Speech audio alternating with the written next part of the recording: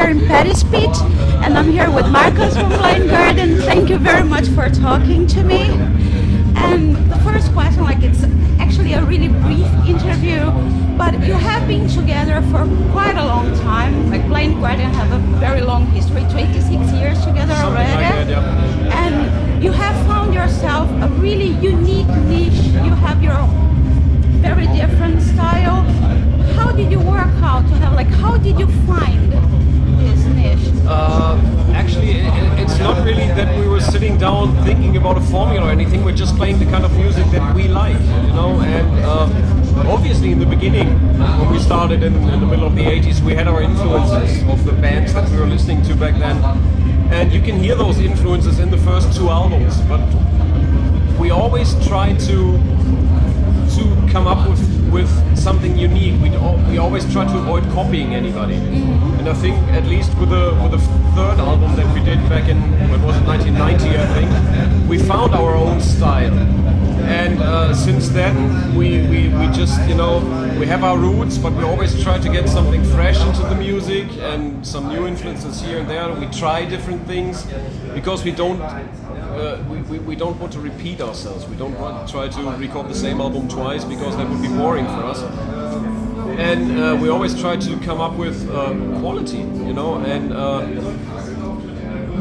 I think something else that's very important is we don't try to please everybody, because if we would try this, we would fail miserably because you can't please everybody. So we are our own biggest critics. And you know, as long as we are satisfied and happy with the result, then that's fine. And I think that's the secret. And you have a lot of influence from blues and culture. You can see that in the albums you talk about, like you had a whole album about based on Tolkien and everything. What else are your influences? Like, what kind of books do you like? What kind of music? Music-wise, I think everybody in the band is very, very open. I mean, we're coming from metal. I mean, I'm a metalhead since '81, you know, and never stopped listening to metal. And within metal, I also listen to any style, you know, like the classic metal from back then. Bands like Black Sabbath are still one of my favorite bands, or Fate's Warning stuff, but also like I love Opeth, for example, or other death metal stuff, or I love bands like Bad Religion, Pink Floyd, and Jethro Tull, whatever, you know. Like Barry, yeah. Yeah, it's you know, for me, I don't really care about the label that people put on music. For me, there's just two labels: bands that I like and bands that I don't like. Good or bad music. Yeah, that's it. And as long as a song catches me in whatever way, that's a good song for me, and I don't give a fuck if it's like metal or not or whatever, you know. It's a good song. And concerning books, I'm also very open, you know. Obviously, we're all big Stephen King fans. We love Michael Moorcock with his Eternal Champion stuff. Tolkien, obviously, has been a small influence. Just a little bit. Yeah. But also like bands. I like Neil Gaiman, for example, very much. Like American Gods is one of my all-time favorite books. So I love The Pillars of the Earth by Ken Follett. You know, just good literature. And Hunty also is very interested in stuff like King Arthur and all those things, you know. There's so much good stuff out there that you can have as an influence, so we're open for anything. Well, how do you do, like when you start working on an album, do you sit before and say, okay, let's do about that, or it just comes naturally? For us, it's always music first. We always write the songs, and while we compose the actual music, Hunty just sings anything. It doesn't even have to make sense. What's important is the melody lines and the rhythmic that he uses, the rhythmic of his words. And only when the song is done completely, then he writes the actual lyrics. And then of course he thinks about, I want it to be in that direction, or maybe he bases the final lyrics on his working lyrics or whatever. But it's not that we sit down and say, okay, we will do a song about Stephen King now, and then let's start writing. We just write and see what happens. And it ends up the music influencing the lyrics then? Yes. Because depending on how the feel you have, it's the direction it's gonna take. Of course, if you have a very dark song, you can't write happy lyrics to that. Yeah, that sure. won't fit. And what is the difference for you playing this kind of festival, like really big festival, loads of bands, and when you have your own concert? Like, what do you like best? Is it very different? You have experience in both. Yes, we did everything, and I have to say I like both, but both situations are very, very different. If we do our own headlining shows, then we can do whatever we want to do. We're the headliner. We can set up the stage in whatever way we want to. We can do sound check as long as we want to. We can do anything that we want to do. In a big festival like this, of course, even though we had a headliner spot, you know, you have to compromise on certain things. You have to follow a much stricter time schedule, and things like this are a bit more limited. But on the other hand, I mean, there have been like, I don't know, 100,000 people yesterday, and it's an amazing crowd to play for. You know, you go on stage and you just see heads to the horizon and everybody going nuts. That's awesome. On the other hand, what I dislike about big festivals like this is the gap between stage and audience is like, photo pit is like 50 meters or something. So this direct contact is not as good as if you play a regular indoor show where the photo pit is like, whatever, 2 meters or something. So the direct contact is better in smaller shows, but both is great. And the effects are different.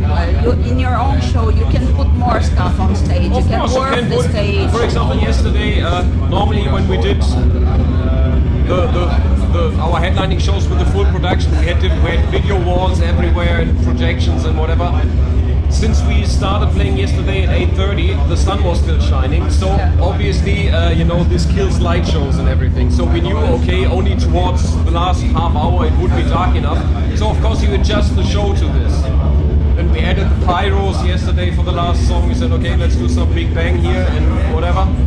So you have to adapt to new situations. Is it harder on the band? Do you think that you have to interact more? Is it harder to interact when you don't have this background? Not really, because once we are on stage, I don't think about stuff like this. You know, that's the bad thing. I also completely forgot about the pyros. I got one spark straight into my eye. Oh, but you didn't fuck.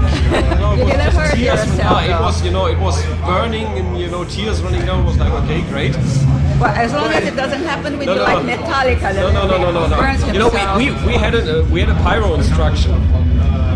We did sound check yesterday morning, and after that the pyro guys came and told us, okay, we have those flame walls here, we have this and the lights, and we have this here and blah blah, and you know, it gets like hot like this. They fired up everything, okay, everything's fine. But the thing is, once you're in the gig, you don't think about this, you completely forget about it. And you know, when Hansi just announces mirror, mirror, and you play the first chord, and it's boom, and it was like, oh yeah, there were pyros, true. You know, and you don't think about stuff like this. You go on stage and you want to rock the house, and you know, you see all those people going nuts, and that's all that matters. You know, that there's this feedback between fans and audience, between band and audience, and that's the only thing that you have in your mind. You know, you want to play a good show, you want to have fun, you want to have a good time with those guys. You don't think about there will be a pyro now here. You don't think, oh, there's the follow spot, I have to go to this position, or is there a projection now or anything? You don't care about this, you just play the show. And that's also the secret why you last so long together. Because if it was such a business thing, it wouldn't last. No, that's a very, very important thing for us. We have to enjoy it, because if this would not be fun, it wouldn't last. I can say I wouldn't do it anymore, because I don't want to spend my life doing something that I don't enjoy. I think nobody. Of course, we're in a lucky position that we can have an awesome job that we enjoy. But you know, I think that's very important, because if you can see if there's a band on stage that does not enjoy playing that gig, you can clearly see it, and the show will suck. And if they don't go well together, yes, you can see it. If the chemistry is wrong, you can see it. You can clearly see it, and those shows always suck. And that's not our thing, you know. We are friends, we're good guys, we go on stage, we have fun together, we enjoy what we're doing, and I think people can see this. I hope so. Have ever anything very funny happened live? Like tons of things. Talking about pyros, when we did this Blind Guardian open air some years ago, where we shot the DVD, there was also, we got instruction. We had pyros throughout the whole show, but there were those extra loud concussion things that just go boom. They were also for the very first chords of Mirror Mirror. And we were told, okay, you have to close all the microphones unless you don't want your ears to blow up. And stand here, don't go there, and blah blah. Of course, we didn't think about this. And Mirror Mirror, bam! Andre was almost stumbling backwards. I was falling to the side. Fuck, you could see the terror in our eyes. We're like, what's going on here? That was panic because we completely forgot it. Our monitor guy forgot to switch off the microphone, so it was like, boom! I was, yep, thanks. Stuff like that happens, It's there are many funny things. I remember there was a day, I think we were on tour in the States, and I was just tired. And I was telling after we did sound check, I told the other guys, I will go to the bus. I will rest for half an hour. Yeah, okay. And I fell asleep, and at some point Hansi woke me up, and he was like, "The intro starts in 30 seconds." Like, okay, I'm coming. No warming up today, just put on jeans and I'm coming. Stuff like that, it's normal. And I'm Brazilian. The radio show is in England, and I live in Finland. That's international. Yeah. So I wanted to talk a little bit about tours. Like, you have played pretty much everywhere, and you have played in South America and everything. We have a huge South American tour coming now. We go there in 3 weeks, stay there for like 5 weeks, do like 10 countries, 10, 11 countries. I actually have it written, but I'm not reading that anymore. And what are your impressions about South America, and what you are expecting from this tour? Our impressions from the last times are just the best, and that's exactly what we expect. No, they are warm. It's awesome. I remember first time we played South America was in '98. We did Brazil and Argentina. We were blown away. It's always special for us to play in a country where we've never been before, because you don't know what to expect. So we went there, we were completely open for anything, and when we came on stage and everybody was singing so fucking loud, we couldn't hear ourselves anymore on stage because the people were singing so loud. I think the first show we played was Sao Paulo. We're like, what the fuck is going on here? It was awesome. Nice city. And same, Argentina was awesome. Then we played Chile, awesome. And we have some countries now on the list that we never played before, and we're so looking forward to this because it's always special. And we get when those gigs were announced, the reaction from people that we saw online, they were going completely nuts. Yeah, finally they're coming, blah blah blah. It's awesome. It's completely different. Like, European audience are warm and they enjoy, but it's very different. Like, the culture is very different. There are differences, and there are a couple of European countries that are kind of similar. Like Spain, for example, you can compare them in their reactions. Yes, but it's, for example, the German crowds are different, and the American crowd, North America is completely different again. Japan is different, Australia is different. The South American people are very, very enthusiastic. Singing everything. It's awesome. We love it. And the last one, just send a message to the people. Yay! I forgot you already. So, wherever you are when you see this, I hope you still have a chance to come and see us. If you're in South America, you have a good chance very soon. And I hope you come to Finland too. We've just been there. We played Finland a couple of weeks ago. Really? Okay. Yes. I'm badly informed. What was it? Two weeks ago?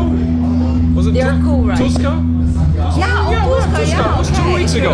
So no, we won't come to Finland anymore. We've just been there. No, but I hope you can come for your own show. That would be great. Cool. We like just to see the whole production. I would like that very much to see the whole we played thing. Helsinki like a couple of years ago. We played Tuska a couple of times already, and good crowd, good people.